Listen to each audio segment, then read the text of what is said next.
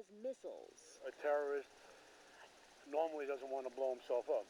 Shannon Cake joining us live now from the newsroom with more on this. Shannon? Jim Kelly, his name is Marvin Badler, a former New York City police investigator turned well-known airline and airport safety expert. He was head of security for one of the most secure airlines in the world, and tonight he says Americans have to change the way they fly. The Twin Towers, the Pentagon, Pittsburgh. It was a terrorist onslaught using U.S. domestic planes. Marvin Badler, a 20-year veteran in airline security, is shocked by Tuesday's attacks. He was the first American ever to work as chief of security for El Al, Israel Airlines. Well, it's just the procedures, the training of the personnel. El Al, known for tough screening of passengers and strict security, too. Well, the FAA has adopted some of these procedures, but in my opinion, not enough. Badler believes more security is needed on U.S. air carriers, and it has to start with airline employees.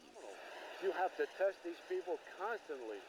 You have to put them through a test. You have to train them what to look for, to watch people. More extensive questions for passengers, too. Where are you going? Who are you staying with? Some people will fumble. They don't know where they're going or where they're staying with. Well, what's their phone number? I forgot. What's their address? I don't know. So these ring bells. It almost sounds like interrogation. Well, we don't like to use that word, but it's basically what you're doing is an on-site psychological profile, and you're looking at that person in the eye.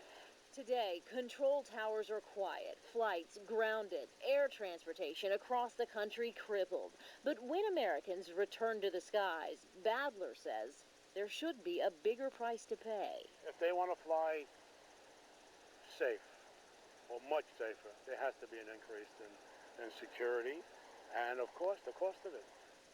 Of course, that is the biggest obstacle, paying for these changes. Badler says that the cost, no doubt, would certainly be passed along to consumers in this case. Some of the other changes that Badler would recommend: do away with curbside check-in and put undercover officers inside terminals specifically on the lookout for suspicious people.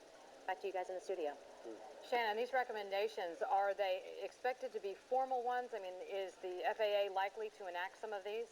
It's possible. You know, again, his background is chief of security, or former chief of security for El Al, which is the Israeli Airlines. They are the most secure airline in the country, or in the world, rather, so certainly he knows what he's talking about. I would imagine the FAA would consider his recommendations, but they are merely suggestions tonight. No formal proposal to the FAA at this time. We're in the newsroom. Back